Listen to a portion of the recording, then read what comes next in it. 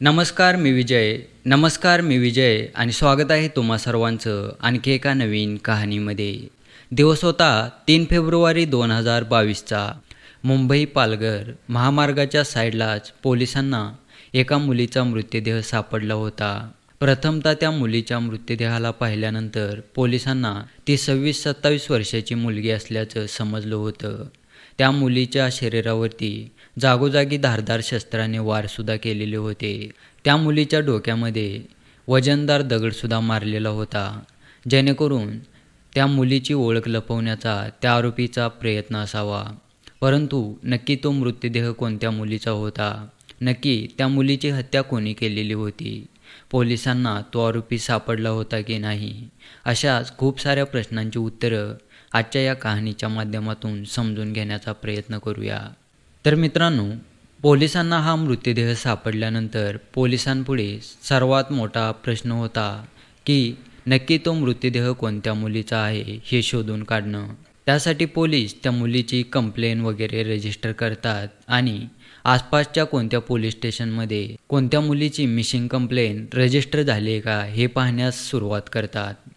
काही प्रयत्न केल्यानंतर पोलिसांना समजतं मुंबईतील विलेपार्ला या पोलीस स्टेशनमध्ये एका 27 वर्षाच्या मुलीची मिसिंग कंप्लेंट रजिस्टर झालेली आहे। ही कंप्लेंट 24 जानेवारी 2022 रोजी रजिस्टर झालेली होती।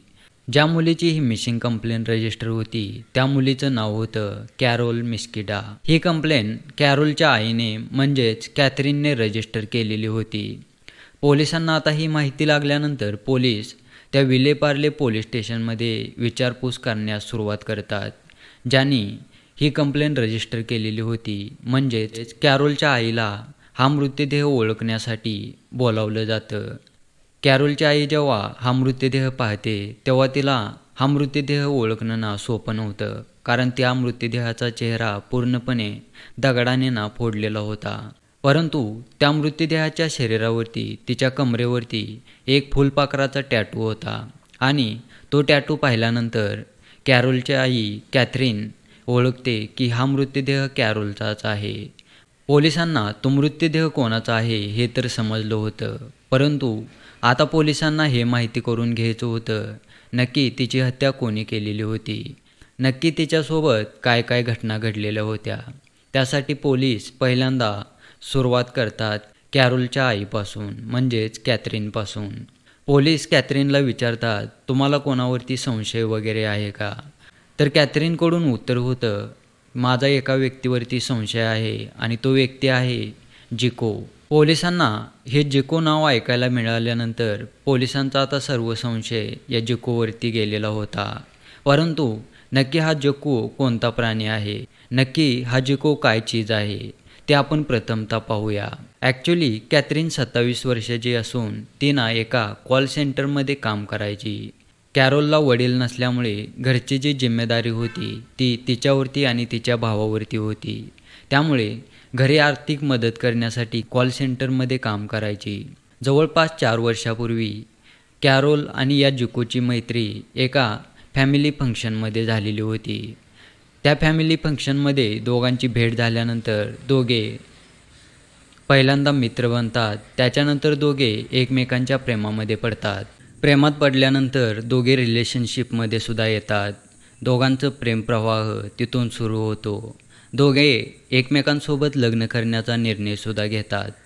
परंतु जसजसं यांचं हे रिलेशनशिप पुढे जात होतं, जसजसं यांचं हे रिलेशनशिप जुनं होत होतं, तसतसं या जिकोचा इंटरेस्ट या कॅरोलमधून कमी होत होता। जिकोची जी फॅमिली होती ती जिकोला सांगायची काय असल्या मुलीच्या नादाला तू लागतोय, याच्यापेक्षा सुंदर आणि श्रीमंत मुलगी तुझ्यासाठी आम्ही शोधून ठेवले, तुझं हिच्यापेक्षा सुंदर मुलीसोबत लग्न लावून द्यायचं आहे। त्यामुळे दिवसेंदिवस जसजसे यांचं रिलेशनशिप जुनं होत होतं तसतसं हा जिको कॅरोलवरती प्रेम करणं कमी करत होता। परंतु कॅरोल जी होती ती या जिकोवरती अगदी मनापासून आणि खरं प्रेम करत होती। ती जिकोपासून दूर जाण्यास तयार नव्हती। आता इथेपर्यंत स्टोरी समजल्यानंतर तुम्हाला एक समजलं असेल, हा जिको जो होता तो कॅरोलचा BF होता। आता पोलिसांना कॅरोलच्या आईने या जिकोचं नाव सांगितल्यानंतर पोलीस काय करतात, या जिकोला विचारपूस करण्यासाठी पोलीस स्टेशनमध्ये बोलवतात. परंतु जिको सांगतो, मागील काही महिन्यापासून मी या कॅरोलसोबत बोललो नाही. तिचं आणि माझं भेटणंसुद्धा झालेलं नाही. मला माहीत नाही तिच्यासोबत काय झालं, तिची हत्या कुणी केली.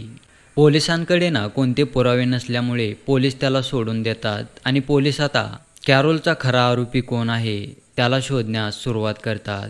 त्या आरोपीच्या विरोधात पुरावे गोळा करण्यास सुरुवात करतात. प्रथमतः पोलीस कॅरोलच्या घरामध्ये जाऊन चौकशी करतात. तिथे पोलिसांना कॅरोलकडून लिहिलेलं एक लव्ह लेटरसुद्धा सापडतं.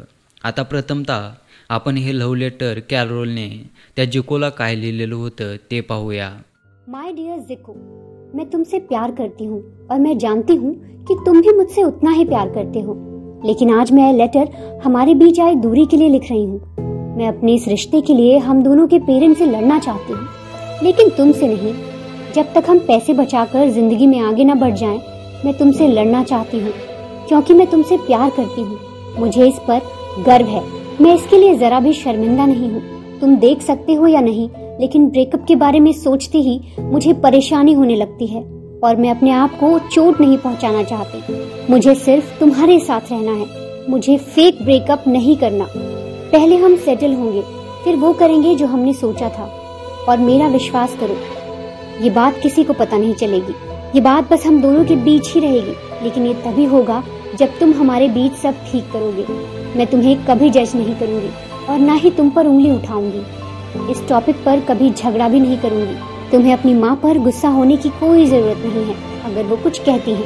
ये सब जिंदगी का हिस्सा है. मैं इस पर कुछ नहीं सोच रही हूँ. मैं तुमसे मिलकर इस पर बात करना चाहती हूँ. लव यू माय वैम्पायर. पोलिसांना आता हे लव्ह लेटर सापडलेलं होतं, परंतु याच्यापेक्षा पण स्ट्रॉंग एव्हिडन्स पोलिसांना हवा होता. त्यासाठी पोलीस काय करतात, CCTV फुटेज चेक करण्यास सुरुवात करतात आणि फायनली पोलिसांना CCTV फुटेजमध्ये समजतं कॅरोल या जिकोसोबत स्कूटरवरती त्या पालघरच्या दिशेने जात होती. ते ज्या स्कूटीवरून जात होते त्या स्कूटरला अजून एक मुलगा कोणतरी फॉलो करत होता. म्हणजे या स्कूटरचा पाठलाग तो अनोळखी व्यक्ती करत होता. आता हा अनोळखी व्यक्ती कोण होता पुढे तुम्हाला मी सांगेनच. पोलीस परत या जिकोला विचारपूस करण्यासाठी बोलवतात. पोलीस जिकोला आता विचारतात, यापूर्वी तर तू सांगत होता खूप दिवस मी कॅरोलला भेटलो नाही. कारण जिको यापूर्वी खोटं बोललेला होता, त्यामुळे पोलिसांनी त्याच्यावर जास्त दबाव टाकलेला होता. पोलिसांच्या पुढे हा जिकोच एक प्राईम सस्पेक्ट होता. इथून पुढची जी कहाणी होती ती त्याच्याकडूनच पोलिसांना ऐकायची होती. आणि फायनली जिको सर्व काही कबूल करतो. जिको सांगतो तिची हत्या आम्हीच केलेली आहे आणि मीच केलेली आहे. आता पोलिसांना आरोपी तर भेटलेला होता, परंतु पोलिसांना याच्या मागचं कारण हवं होतं आणि नक्की त्याने कॅरोलची हत्या कशी केली हे सुद्धा जाणून घ्यायचं होतं. तर प्रथमतः आपण या जिकोने तिची हत्या का केली त्याच्या मागचं कारण पाहूया.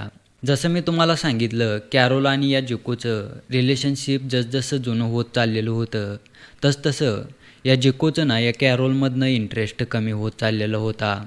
या जिकोला कॅरोलपासून पिछा सोडवायचा होता. त्याला कॅरोलपासून दूर जायचं होतं. तो परत परत कॅरोलला सांगायचा की मला तुझ्यासोबत राहायचं नाही ना, मला तुझ्यावरती प्रेम करायचं आहे. परंतु कॅरोल याच्यावरती खरं प्रेम करत असल्यामुळे तिनं त्याला सोडायला तयार नव्हती. अशातच जिकोच्या कुटुंबियांना पण ही कॅरोल आवडत नव्हती. ते पण कॅरोलच्या विरोधात होते. यामुळे कॅरोलमध्ये आणि जिकोमध्ये परत परत वरचेवरती भांडण होत होतं.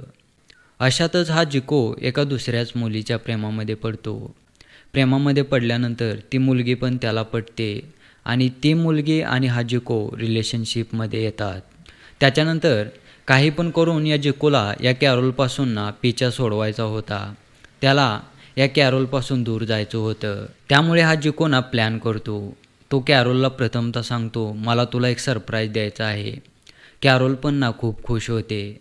कॅरोलला वाटत असतं जिको त्याला काहीतरी गिफ्ट देणार. त्यामुळे 23 तारखेला हा जिको कॅरोलला सांगतो, आपण एका लाँग ड्राईव्हवरती जाऊया. कॅरोल पण तयार होते. तिच्या आईला सांगून ती घरातून निघते.